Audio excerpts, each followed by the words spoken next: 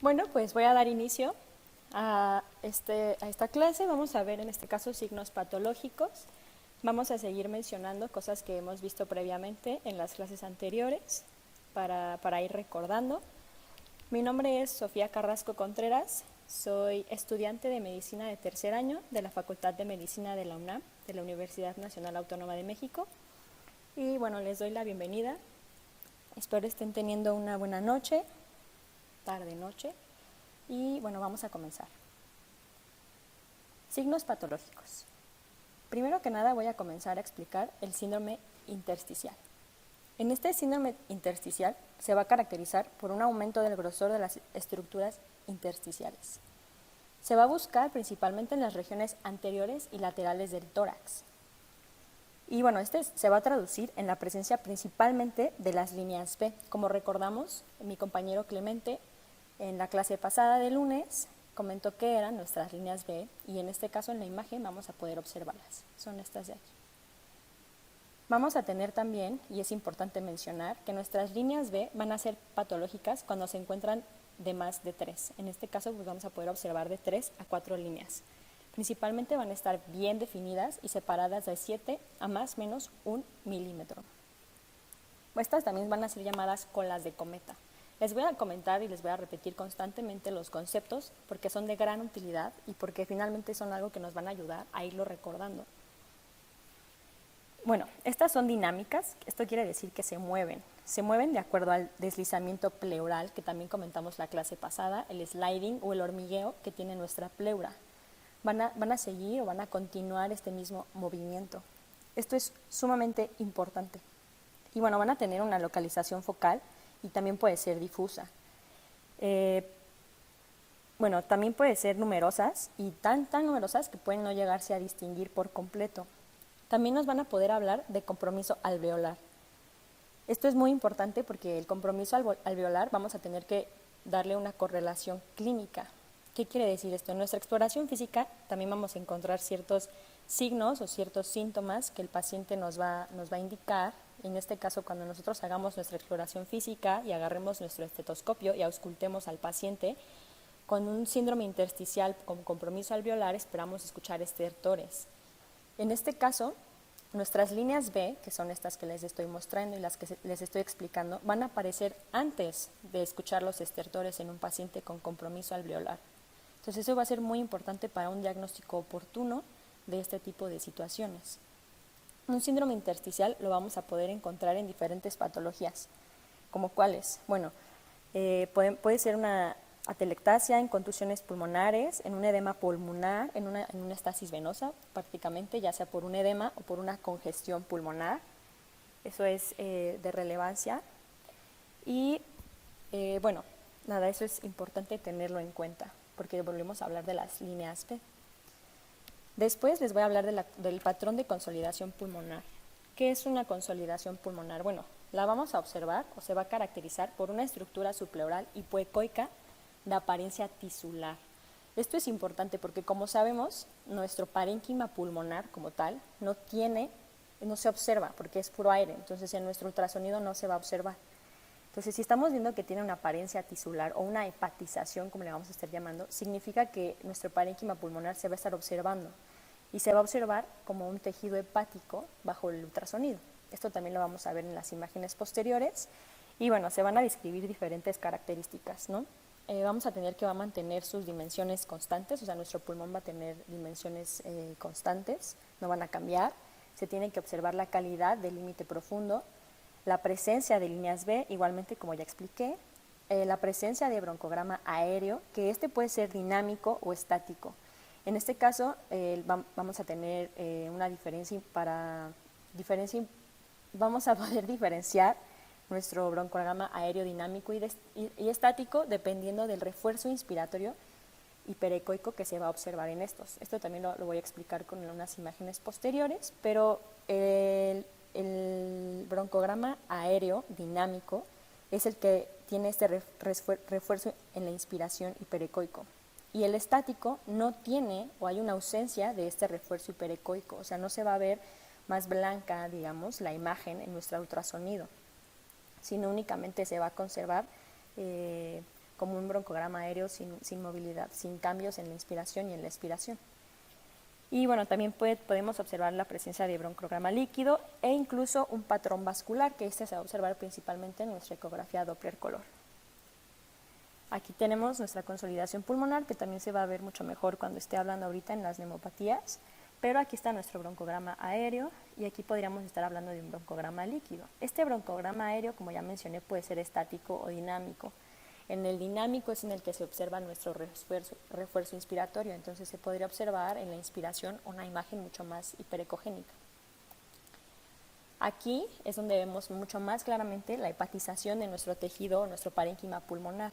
Esta parte que observamos de este lado de la imagen derecha es nuestro hígado. Y este es el tejido hepático, esta es la ecogenicidad del hígado bajo el ultrasonido. Y esto es como tal nuestro parénquima pulmonar.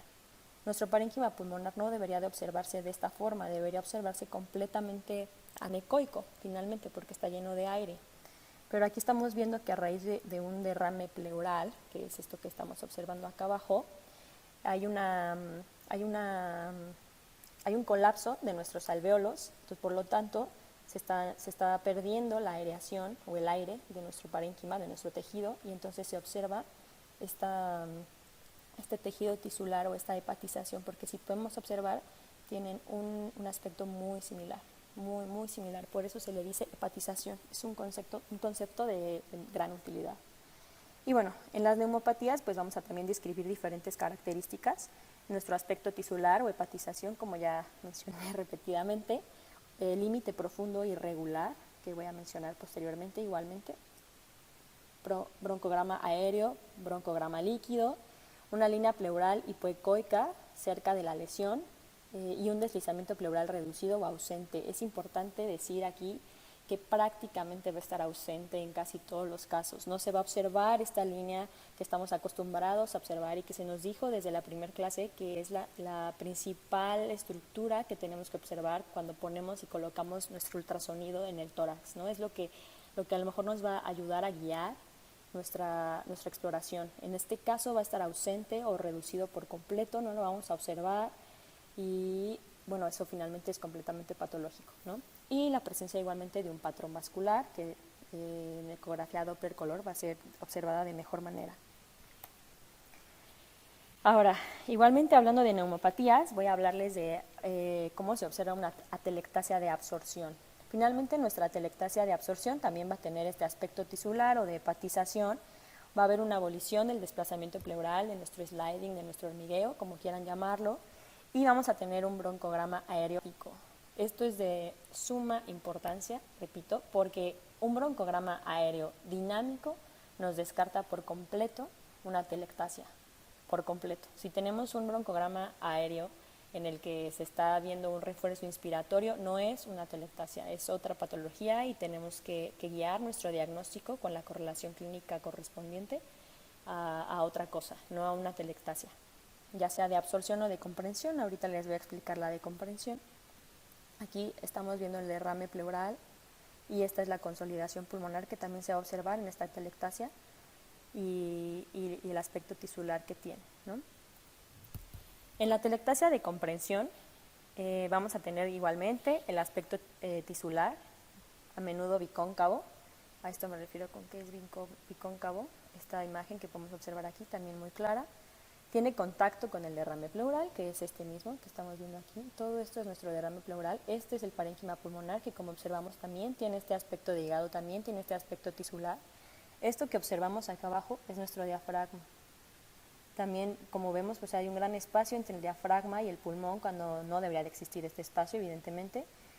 Y bueno, es importante en esta atelectasia por compresión que puede volver a airearse durante la inspiración, entonces puede perder el patrón de consolidación, el patrón de hepatización, el aspecto tisular que puede dar una atelectasia. Vamos a hablar de neumotórax. Esto es de suma importancia y es importante también mencionar que para un neumotórax está comprobado que el diagnóstico postprueba, después de hacer un ultrasonido para confirmar o para guiar nuestro diagnóstico para un neumotórax, después de realizar el ultrasonido es del 95%, cuando después de realizar una radiografía es del 80%. Aquí el doctor José Manuel, que es nuestro mentor, pues finalmente siempre nos hace la pregunta, ¿no? De qué preferimos, irnos con un 80% de probabilidad o irnos con un 95% de probabilidad posprueba de confirmar un diagnóstico de neumotórax. Esto obviamente tiene que ir ligado con una clínica que el paciente va a traer de inicio, pero si tenemos la sospecha, pues mejor hay que dirigirnos a hacer la prueba más sensible o más específica, ¿no? Que nos pueda dar el diagnóstico más oportuno o mejor. En este caso, en un neumotórax vamos a observar la presencia de líneas A, también ya explicadas y descritas en la clase pasada con mi compañero Clemente, de igual forma.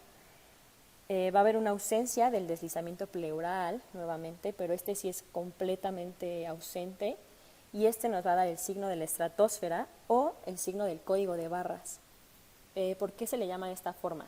Como recordamos, tenemos un signo muy característico en el modo M, sobre todo, este es el modo M, del ultrasonido, en el que en un deslizamiento, con un deslizamiento pleural normal vamos a observar el signo de la playa, ¿no? En el que vamos a ver nuestra arena y nuestras olas de mar, y finalmente es una imagen que se está moviendo de acuerdo al sliding pleural, de acuerdo a nuestro hormigueo. En este caso, como vamos a tener esta ausencia del deslizamiento pleural, no va a haber movilidad y vamos a observar un código de barras o una estratosfera, que es esta parte de aquí, esto que observamos de este lado.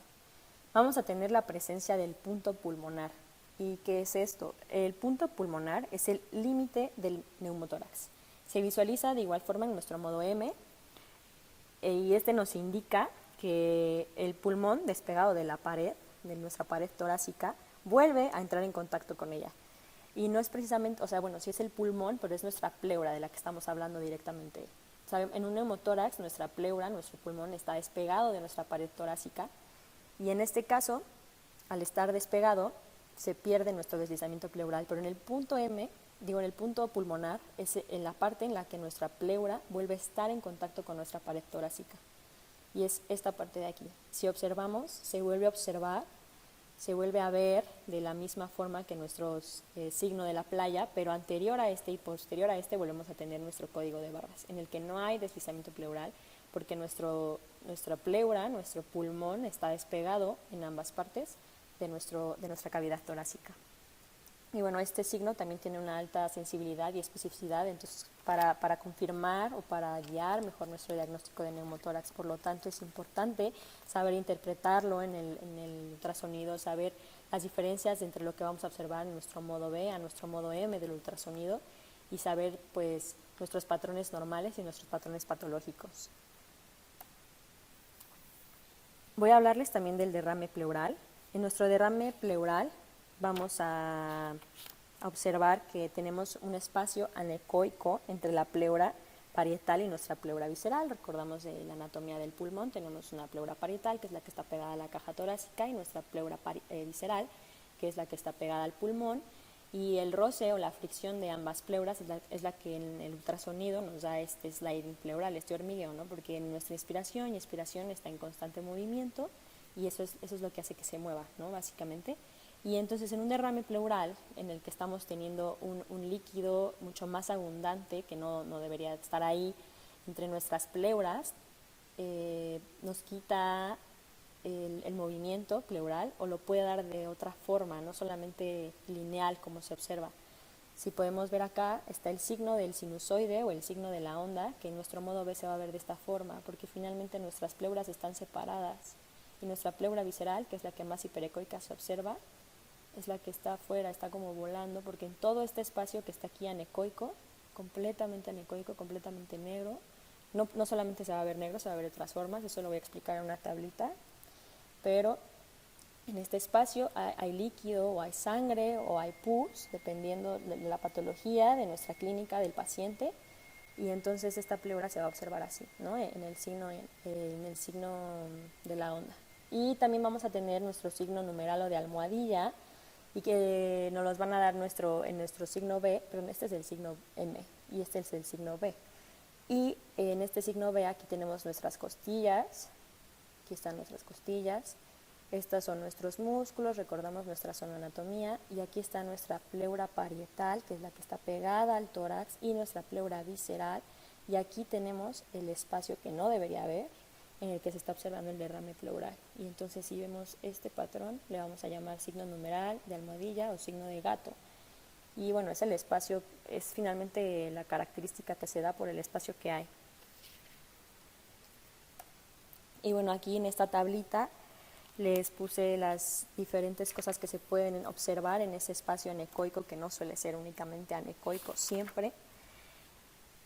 Puede ser por diferentes cosas, ¿no? Entonces tenemos un espacio completamente anecoico, pues podemos estar hablando de que es un derrame exudativo general, ¿no? Si tenemos que es un espacio que es complejo y no se observa tabicado, podemos estar hablando ya sea de un exudativo general o de un empiema, de pus en nuestro derrame. Un complejo tabicado nos puede estar hablando igualmente de algo exudativo general, el empiema. Esto evidentemente significa que con un ultrasonido no vamos a diagnosticar qué tipo de derrame pleural estamos hablando, sino únicamente vamos a decir que es un derrame pleural, y dependiendo de las características podemos suponer que es uno u otro, pero no podemos confirmar un diagnóstico del tipo de derrame pleural del que estamos hablando. Aquí es en un complejo tabicado, bueno, como ya había mencionado, puede ser ya sea de un derrame exudativo, de un derrame con pus, y si lo vemos ecoico u homogéneo, también puede ser exudativo general o empiema, pero ya también vamos a estar hablando de un hemotórax, que puede ser hemorrágico. Entonces, tenemos que si tenemos un complejo no tabicado, vamos a tener la presencia de partículas ecogénicas distribuidos de forma heterogénea. Y un complejo tabicado nos va a indicar que hay presencia de filamentos de fibrina o tabiques, y estos se van a observar como líneas hiperecoicas dentro del derrame. Y una imagen ecoica homogénea de este espacio que vamos a observar en el derrame pleural nos puede indicar, se va a observar como una presencia de densidad de puntos ecogénicos distribuidos uniformemente, y este es el que principalmente se observa en un hemotórax. Entonces, un derrame anecoico, lo primero que vamos a pensar es que posiblemente sea un derrame transudativo. Un derrame complejo, vamos a estar pensando que es un derrame exudativo. Y un derrame ecogénico homogéneo, vamos a pensar que es empiema, que hay pus, o un hemotórax. Y bueno, esto sería prácticamente todo por mi parte, pero es importante mencionarles que todo tiene que ir siempre ligado a nuestra clínica. No se puede quedar únicamente de pensar en el ultrasonido de lo que estamos viendo en nuestra imagen, ¿no? Estamos viendo también que si llega un paciente con un traumatismo torácico, probablemente veamos una atelectasia con una hepatización o en este tejido tisular que se va a observar en este patrón de consolidación en nuestro pulmón, y tal vez también observemos un derrame pleural, y debido a la característica o a la clínica que tiene este paciente, el antecedente del traumatismo probablemente sea un hemotórax, ¿no? O si llega un paciente con fiebre, con expectoración purulenta, tal vez estemos pensando en un derrame pleural paraneumónico, ¿no? Que tenga un proceso ya más bien infeccioso en el que estemos hablando de un posible empiema. Y bueno, nuestra pleura, también otra característica que podríamos observar en estos casos podría ser una pleura muy hiperecogénica o muy engrosada, que también nos puede comenzar a hacer pensar en algún proceso de malignidad, ¿no? También, solamente para mencionarles, hay protocolos de diagnóstico para pacientes con disnea, el diagnóstico oportuno del paciente con disnea. En este caso vamos a estar hablando del protocolo Blue. A mí ya no me toca hablarles de eso en específico, pero es importante mencionarlo. Y también el protocolo FALS, que es nos va a ayudar para el diagnóstico oportuno del paciente hemodinámicamente estable, ¿no? De esto también nos van a hablar posteriormente. Y pues esto sería todo de mi parte. Soy Sofía Carrasco y les agradezco mucho por estar en esta transmisión. Disculpen si hablé muy rápido, pero es un tema bastante sencillo, bastante práctico, y me da mucho gusto poder compartirlo con ustedes, poder seguir aquí en línea en esta situación, y pues pedirles que nos sigan en todas nuestras redes si les gusta el contenido que publicamos. Recordarles que también ya estamos en el sistema de la Facultad de Medicina, inscribiéndose en Meditic, Está muy fácil, está muy sencillo. Síganos en Twitter, en Instagram, en TikTok. Y pues esperemos que el próximo lunes estemos también aquí mismo todos. Y muchas gracias. Que tengan bonita noche todos.